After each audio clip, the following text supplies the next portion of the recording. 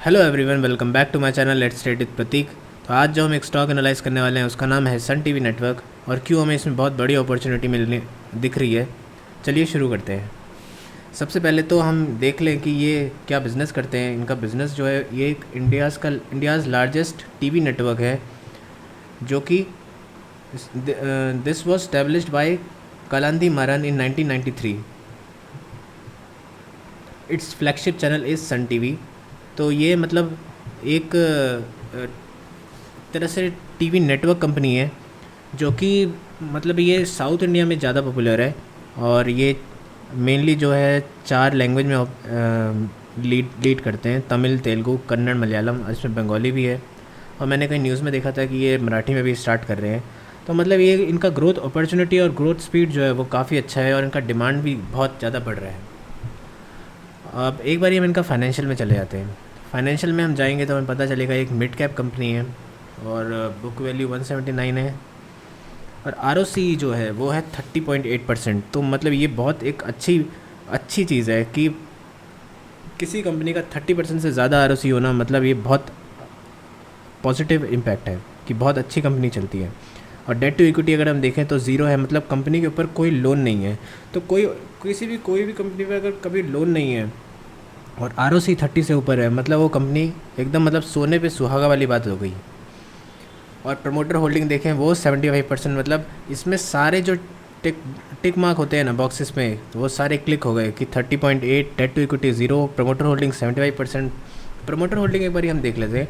Promoter holding अगर हम देखेंगे यहाँ पे, तो यहाँ पे 75% जो है वो है कलंथी मरन के पास में, 75.75। और पब्लिक के पास अगर हम देखें तो यहाँ पे 12 है। पर अगर हम देखें यहाँ पे HDFC लाइफ इंश्योरेंस कंपनी, संगलरम गैस, सेलम, और ये सेवरम सेल्वी, मतलब 4% तो इन लोगों ने ही ले रखा है। तो यहाँ पे पब्लिक के पास में सिर्फ और सिर्फ 8% है। मतलब इससे हमें पता चल गया कि कंपनी जो है काफ़ी स्ट्रॉन्ग होल्डिंग में है। मतलब रिटेलर के पास बहुत ज़्यादा पैसा नहीं है, और FII DI के पास भी डिसेंट होल्डिंग है। तो शेयर होल्डिंग पैटर्न जो है मतलब देखने में एकदम सही लग रहा है। अब एक बारी हम इनके बैलेंस शीट में चले जाएं तो क्वार्टरली रिज़ल्ट देखते हैं। तो क्वार्टरली रिज़ल्ट अगर हम देखें तो वो आया है, नेट प्रॉफिट अगर हम देखें वो है 487 करोड़ का, जो कि अब तक का हाईएस्ट एवर नेट प्रॉफिट है। और अगर हम ईयरली रेवेन्यू देखें तो ईयरली रेवेन्यू है 1525 करोड़ का, जो कि इस साल मतलब पिछले 10 सालों से देखें तो हाईएस्ट एवर नेट प्रॉफिट है। तो कोई भी कंपनी अगर highest ever net profit post करती है और कोई डेट नहीं है, 30% का आर है, प्रमोटर होल्डिंग 75% है। और एक और चीज़ जो अभी देखी है कि कलंथी मरन जो है, जो कि प्रमोटर है इसके, अगर हम यहाँ नेट पे सर्च करें कलंथी मरन डीएम के रिलेशन, तो कलंथी मरन जो है वो son of former union minister of India Murasoli Maran and grand nephew of former Tamil Nadu chief minister. अगर हम थोड़ा यहाँ नीचे जाके देखें तो हमें यहाँ पता चलेगा कि मरन इज़ द सन ऑफ मुरसोली मरन, मतलब जो डीएम की पार्टी लीडर थे उनसे इनका रिलेशन था। तो आप खुद ही सोचिए कि अगर अगर आपकी कोई कंपनी है और आपकी पार्टी जीत जाए उसमें आपके स्टेट में, तो आपकी कंपनी को भी कुछ ना कुछ तो फ़ायदा होगा। हालांकि ये कहना ऐसा नहीं है, डायरेक्टली रिलेशन नहीं है कि मतलब कि अगर वो पार्टी जीत गई है तो इनका नेट प्रॉफिट जो है अगले साल से डबल हो जाएगा। पर ये एक पॉजिटिव इम्पैक्ट देता है कि जिसकी पार्टी है उससे इस कंपनी के जो प्रमोटर हैं उनका डायरेक्ट रिलेशन है।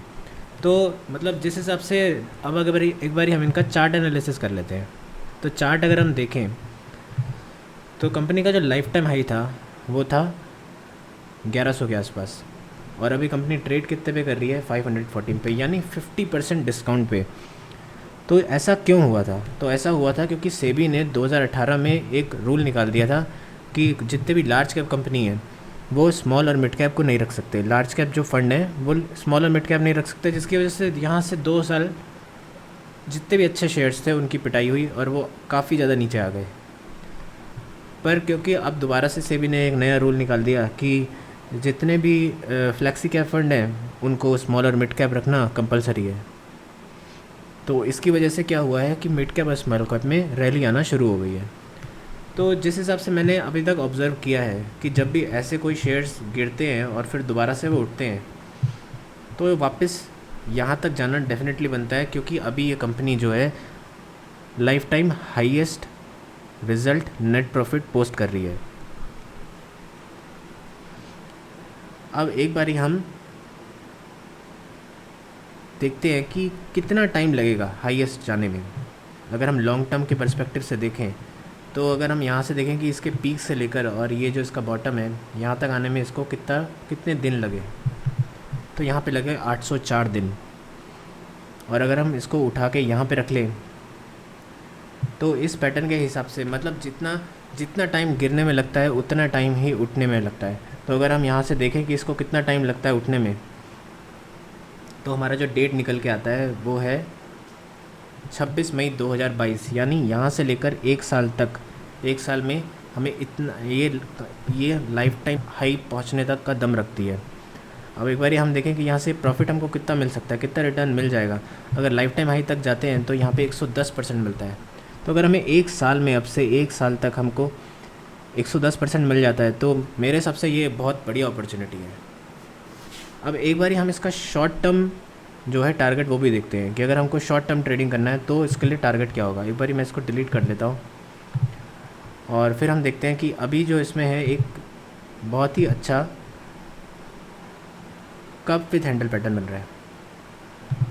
और वो अगर हम देखें कि कप विथ हैंडल कप कैसा बन रहा है, तो ये है इसका कप और ये एक इसका हैंडल है। और अभी ये दोबारा से एक और complex cup with handle pattern बन रहा है और मेरे हिसाब से ये ऐसे जाएगा और फिर यहाँ से ब्रेकआउट देगा। तो अगर हम कप का डेप्थ देख लें, तो कप का डेप्थ हम यहाँ से देखेंगे और हम इसको यहाँ पे रखेंगे और फिर अगर हम इसको डेप्थ को उठा के हम यहाँ रख लेते हैं, तो हमारा जो टारगेट निकल के आता है वो है 831। और अगर हम करंट प्राइस से हम देखें कि 831 का हमारा टारगेट कितना है, तो वो आता है 63%। और अगर हमें 6 महीने में 63% मिल जाता है, तो मेरे हिसाब से इससे बढ़िया डील कोई नहीं हो सकती। मैं इसमें बायर हूँ, मैंने इसमें आज बाय किया यही इसी प्राइस पे, और मैं होपफुली कुछ पार्ट प्रॉफिट यहाँ पे बुक करूँगा 60% पे, और बाकी मैं जो है 100% पे बुक करूँगा। So I hope you like my video. If you have any questions do comment. Thank you.